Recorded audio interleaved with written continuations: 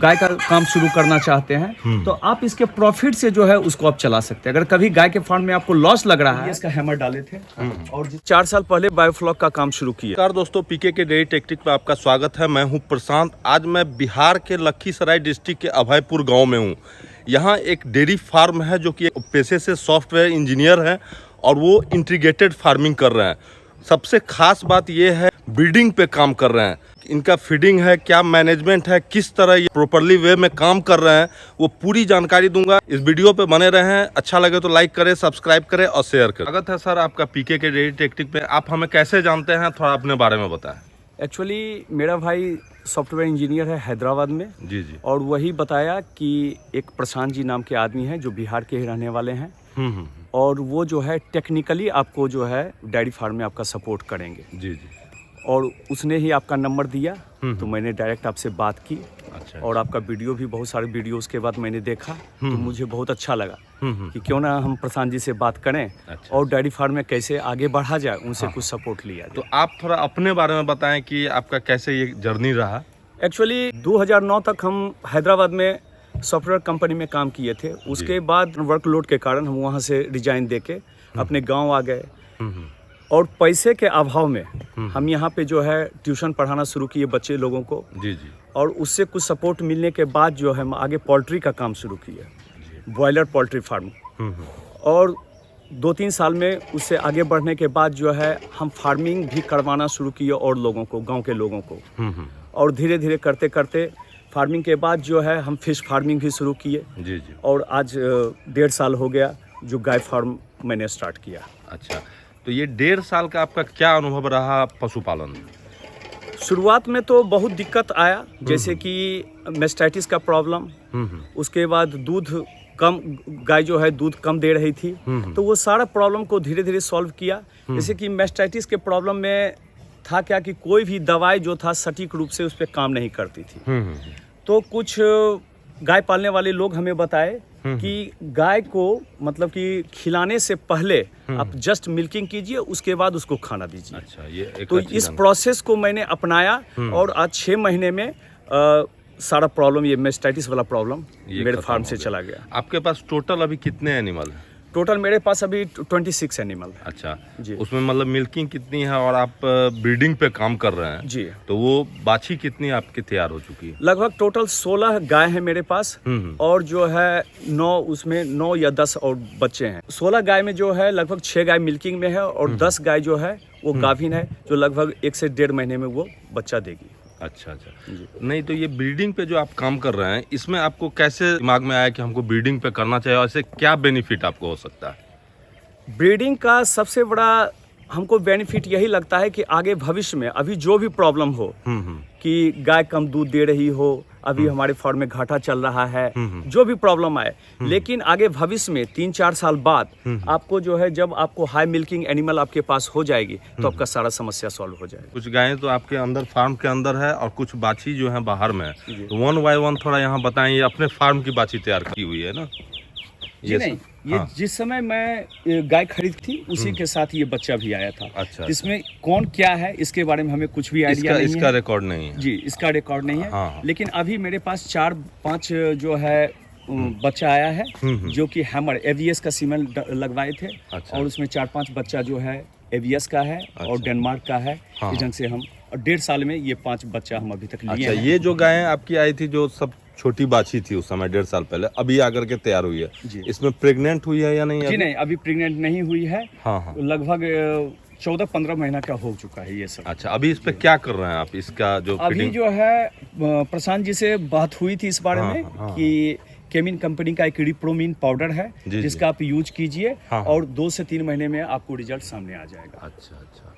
तो अभी तो रिजल्ट, हाँ, रिजल्ट हम देख रहे हैं कि गाय जो है, मतलब बाछी जो है वो डिस्चार्ज उसका होना शुरू हो चुका है। अच्छा। और लगता है कि 2-4-5 दिन 10 दिन के अंदर जो है ये हिट में आ जाएगी। और अभी कितने दिनों से चला रहे हैं रेप्रोमिन? 15 दिन अभी हुए हैं। अच्छा, 15 दिन। मैनेजमेंट क्या है, कैसे क्या कर रहे हैं? देखिए, शुरुआत में तो गांव में जो सिस्टम चलता था कि भूसा दीजिए, खल्ली दीजिए, आप मक्के का घट्ठा दीजिए, बस यही पहले था। हाँ। लेकिन धीरे धीरे जो है कुछ जानकारी मेरे पास आई, क्योंकि एक जगह हम ट्रेनिंग भी लिए थे, 15 दिन का ट्रेनिंग था।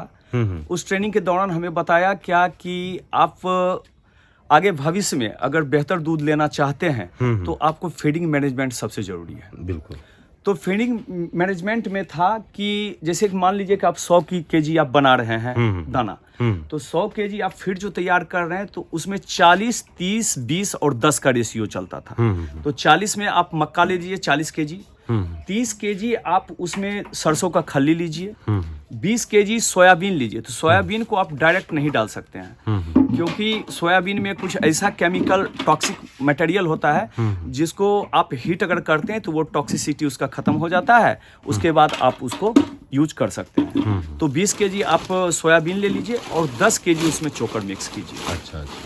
तो इस सिस्टम से खिला रहे हैं और उसके साथ गुड़ है, आपको डिप्रोमिन पाउडर है, उसके साथ जो है आपको मिनरल पाउडर है, टॉक्सिक बाइंडर है, बाईपास फैट है, साल्ट है, मीठा सोडा है, ये सारा चीज हम इस्तेमाल अच्छा, करते हैं। फीड ये आपका तैयार किया हुआ है? हाँ, तैयार किया हुआ। खुद ग्राइंडिंग करते हैं क्या? हाँ, खुद ग्राइंडिंग करते हैं। ग्राइंडर रखे हुए हैं? बस यही ग्राइंडर है। अच्छा, इस साइड ये ग्राइंडर है आपका ना? कितना इंची का है? ये 12 इंच का है। 12 इंची का है। 1 घंटे में कितना? 1 घंटे में 1 क्विंटल माल तैयार करता है। मतलब पिसाई मक्का भी पीस देता हाँ, है? मक्का भी पीस देता है। अच्छा, इसका क्या कॉस्टिंग पड़ा? इसका कॉस्टिंग तो 9,000 रुपए में लिए थे। अच्छा, और मोटर मेरे पास अपना मोटर था। अच्छा, मोटर अलग से? जी, मोटर अलग से लगाए तो ये लगभग 18-19 हजार रुपए इसका कीमत था। अच्छा, ये तो ग्राइंडिंग का हो गया। मिक्सिंग कैसे करते हैं? मिक्सिंग तो अभी बस ये से। त्रिपाल बिछाते हैं, बिछाने के बाद जो है सब कुछ डाल के अच्छा, mixing यहाँ कर पे लेते बिछा हैं। करके और यहीं पे? बिल्कुल बिल्कुल बिल्कुल। अच्छा, ये आपका तैयार किया हुआ दाना है उस साइड? हाँ, उस साइड तैयार यानी किया। कितने दिन पे आप इसको तैयार करते हैं? बस हम 3 दिन पे तैयार करते हैं। अच्छा, 3 दिन पे आप इसको मिक्स जी, कर लेते जी, हैं? नहीं, अच्छी चीज है। 3 क्विंटल 4 क्विंटल मात्र हम बनाते हैं और जो है इसको तैयार हम। की जो बाछी तैयार की हुई है वो और कुछ गायों को दिखाएं। जी जी, आइए। अच्छा, ये कुछ गाय हैं आपका, मतलब ये खरीदा हुआ है? जी, खरीदा हुआ। इस गाय के बारे में बताएं। ये गाय जो है 18 लीटर मिल्किंग में था। हाँ, ठीक है। हाँ। और इसके थन में थनैल के कारण हाँ। जो था इसका 2 छिमी जो है डेड कर गया, उसके कारण ये 12 लीटर अभी मिल्किंग में है। अच्छा, 2 बाट से ही? हाँ, लेकिन इसको जो सीमेंट दिया गया था वो एबीएस का हैमर नस्ल का सीमेंट दिया गया था और उसका बच्चा यहाँ पे है। अच्छा, इस साइड? जी, ये लगभग 4 महीने का बच्चा है। वाह, अच्छा ग्रोथ है। जी, नहीं, ठीक है।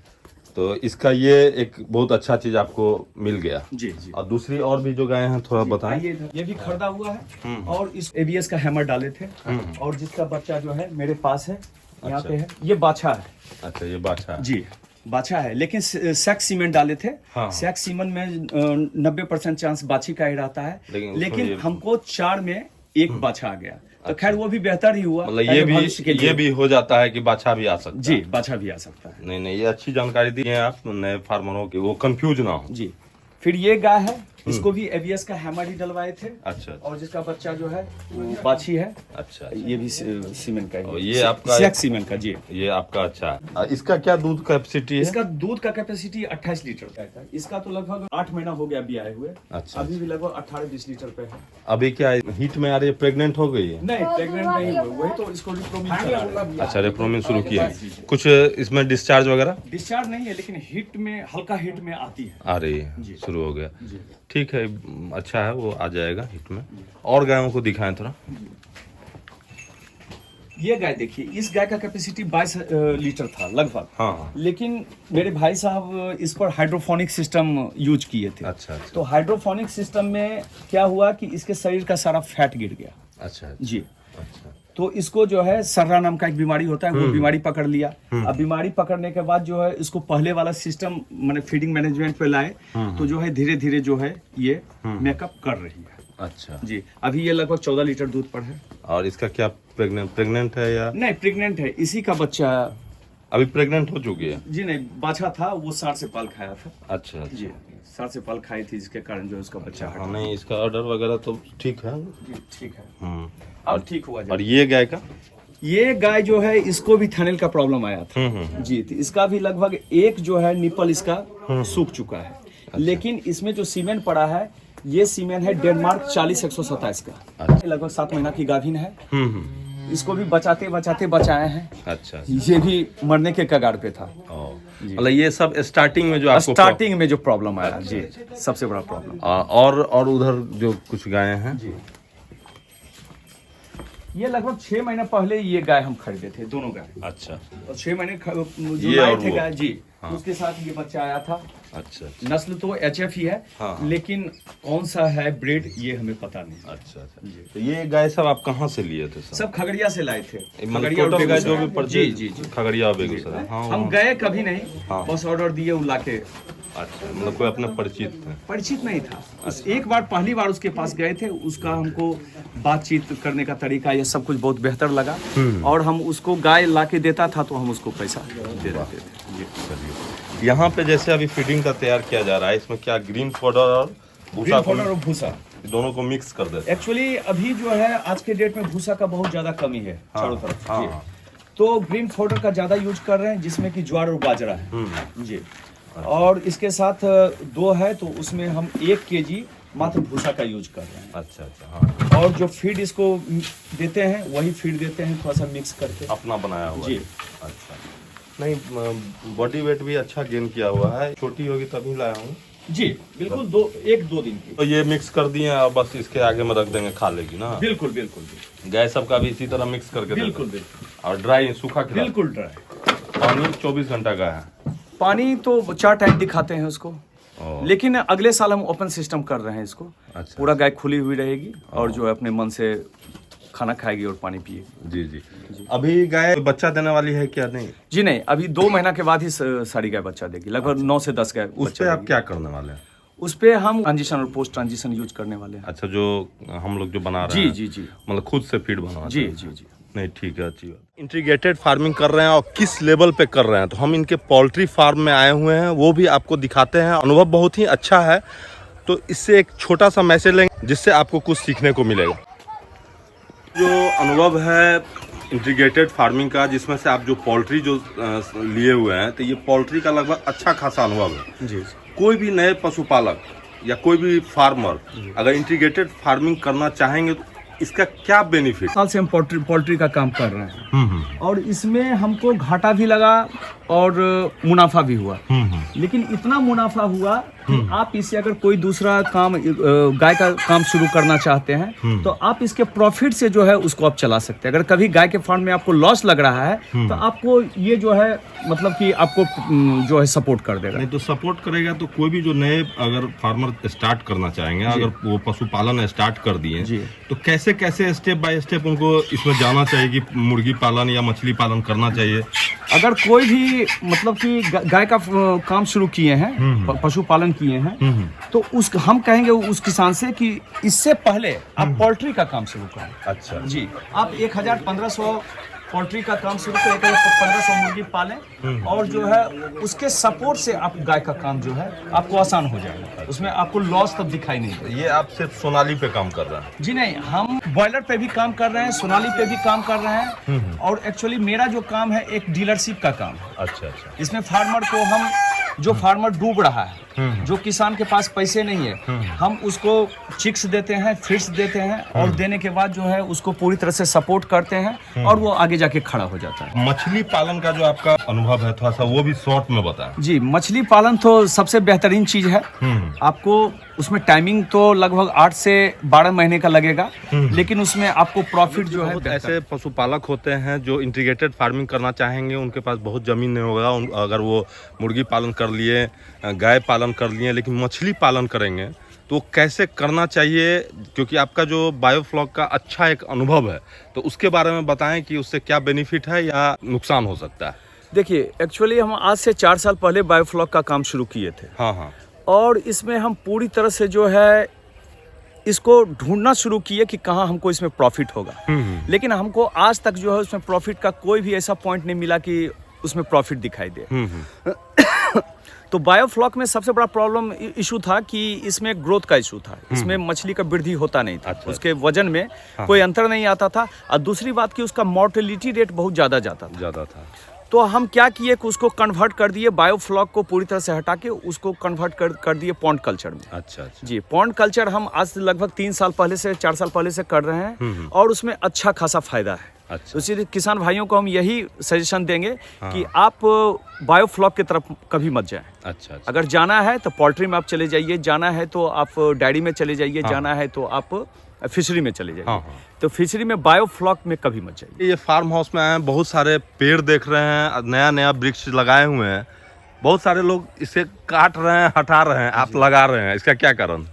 इसका यही कारण है कि जैसे कि हम लोग किसान के घर से रिलेटेड है, हाँ, ठीक है, हाँ, किसान लोग हैं। हाँ। तो किसान लोग हैं तो हम लोग एक तो बिजनेस पर्पज से हम लगभग 200 पेड़ आम का लगाए हैं और 400 पेड़ एमसॉल का लगाए हैं। अच्छा जी। 400 पेड़ एमसॉल का लगाए भविष्य के लिए, बेहतर भविष्य के लिए। दोनों काम हो रहा है इंटीग्रेटेड। यहाँ पेड़ भी पल रहा है हाँ, हाँ। और जानवर भी पल रहे नहीं, हैं। बहुत अच्छा, यहाँ का वेदर भी बहुत अच्छा लगा। ये हमको लगता है मुंगेर के आसपास है। जी जी जी। मुंगेर से सटा हुआ है, साइड में कुछ पहाड़ी भी है जी। आपका एक अच्छा जॉब प्रोफाइल था, अच्छा जॉब कर रहे थे, अच्छा सैलरी पा रहे थे, उसको छोड़ करके आपने इंटीग्रेटेड फार्मिंग किया, एक अच्छा अभी अनुभव हो चुका है। आपके तरफ से युवाओं के लिए क्या मैसेज होगा जो नया फार्मिंग करना चाहेंगे? एक्चुअली जो भी डायरी फार्म शुरू किए हैं, ठीक है, उनसे एक अनुरोध है कि वो 4 साल तक वो परेशानी, बहुत सारी परेशानी आएगी, लेकिन 4 साल आपको बर्दाश्त करना होगा। जी जी। और दूसरी बात है कि इस बर्दाश्त के साथ आप क्या कर रहे हैं, तो 2 काम जरूर कीजिएगा। पहला काम तो है कि आप ब्रीडिंग पे काम कीजिए, दूसरा काम है कि फीड मैनेजमेंट पे काम कीजिए, और कुछ काम है जैसे कि आप प्रशांत जी से बात कीजिए और ये रिपीट ब्रीडिंग का समस्या बहुत ज़्यादा आएगा, वो आपको हेल्प करेंगे। और जो है थनैल मेस्टाइटिस का भी प्रॉब्लम आएगा 6 महीने 1 साल, तो उसको कैसे सॉल्व करना है आप प्रशांत जी से भी बात कर सकते हैं, हमसे भी बात कर सकते हैं। तो ये प्रॉब्लम आपको कुछ दिन तक परेशान करेगा, लेकिन धीरे धीरे सब समाप्त हो जाएगा। और इसमें थकना नहीं है, हारना नहीं है, बस आगे धीरे धीरे बढ़ते जाना है। और 3-4 साल के बाद जो है आप जो चीज़ चाह रहे थे वो आपको मिलेगा। यानी अच्छा, सही ट्रैक, सही गाइडलाइन के साथ चले। जी बिल्कुल जी। बहुत अच्छा लगा आपसे मिल करके, के अनुभवों को देखा, आपके फार्म को घुमा, बहुत पसंद आया, बहुत मजा आया। बहुत बहुत धन्यवाद आपका। फिर हम आएंगे यहाँ पे, और क्या आपका फ्यूचर प्लानिंग है, कैसे कर रहे हैं, वो सारा चीज़ हम जानने का कोशिश करेंगे। Thank you. दोस्तों, इस वीडियो को देख करके आपको ज़रूर कुछ सीखने को मिला होगा कि किस तरह इंटीग्रेटेड फार्मिंग कर सकते हैं। अगर आप ठान लेते हैं, जैसे मैंने अमित जी से मिलाया और ये बाहर में जॉब कर रहे थे, बिहार में आकर के एक नया स्टार्टअप शुरू किए और आज एस्टेब्लिश हो चुके हैं इंटीग्रेटेड फार्मिंग में। ये उम्मीद है कि यह वीडियो आपको देख करके बहुत अच्छा लगा होगा। अगर अच्छा लगा हो तो लाइक, कमेंट और शेयर जरूर करें। Thank you.